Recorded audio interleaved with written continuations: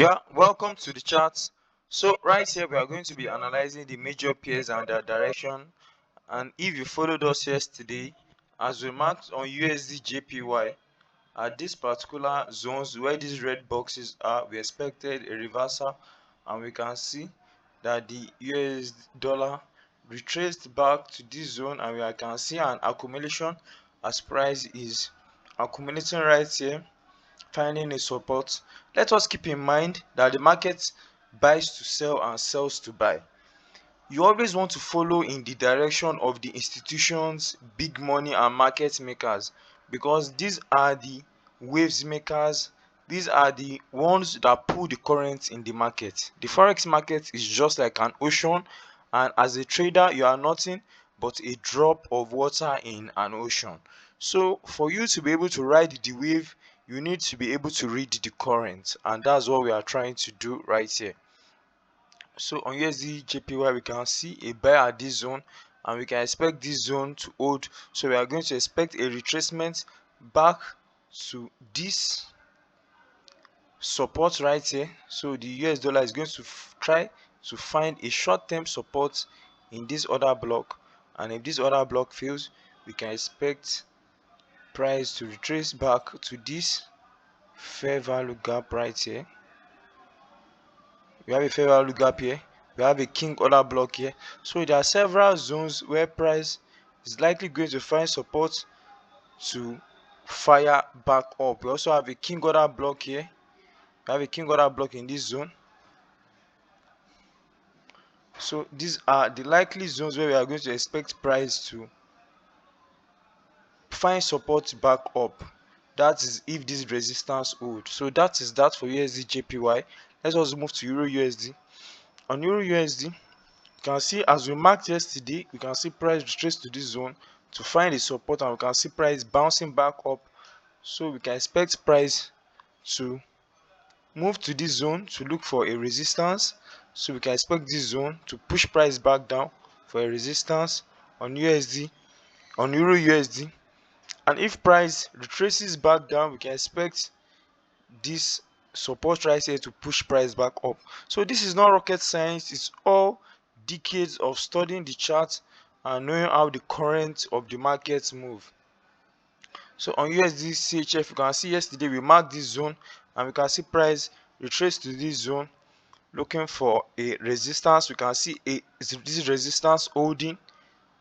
Price spiked this other block and moved to this fair value gap. Let us mark this fair value gap. What is a fair value gap? A fair value gap is a point in price where there's little to no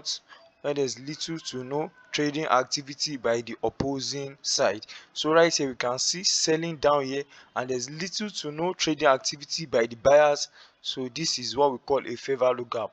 So it is where it is a zone in the market where there's little to no trading activity by the opposing forces. Why do we use opposing forces? We know that at every point in time in the market, it is a tug of war. So they are the forces of the buyers and forces of the sellers. So right here we can see the sellers sold down, and there's little to no trading activity of the opposing forces, which are the buyers. So that is that for USD CHF. However, let us delve further. If price retraces back down further, we can expect other zones to serve as what? To serve as support. So right here we have a king order block. However, this is not a perfect king order block, but this is likely going to hold. And we also have another support right here. However, this is not the best support we can find, but it cannot be overlooked. So let us move further. On AUD USD, we can see this is the zone we marked yesterday, and we can see price attempting to find resistance at this zone. So we can expect a short-term support at this zone, and we can also expect a short-term support at this zone. However the case may be, wherever price devils to. Nevertheless, most of this week on the major pairs we can see lots of accumulation, and the pairs are not actually getting a clear direction. So right here on USD, NZD USD, if price goes up, we can expect this zone to serve as a resistance, and there's another zone for resistance right here. So on GBP USD, as we marked this zone yesterday, we can see price tracing within this zone, attempting to find a support, and if price finds a support and jumps here, we can expect this zone to hold as a resistance for further sell. And we also have another zone here for further resistance for further sell downwards.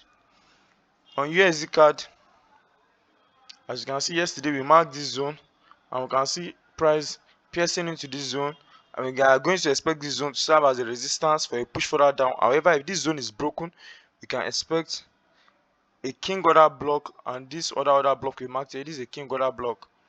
So you can expect this, or this zone we mark right here. However, if price rallies down, we can expect this critical support area to push price further up. On gold, this is the zone we marked yesterday, this fair value gap. You can see price rallying within the zone, creating an accumulation. So let us just look at BTC USD and round it up. This is the zone we marked in our previous analysis, and we can see price accumulating in this zone and price rallying back up. So that is all for that. So as always, plan your trade, trade your plan, and most importantly, manage your risk and emotions.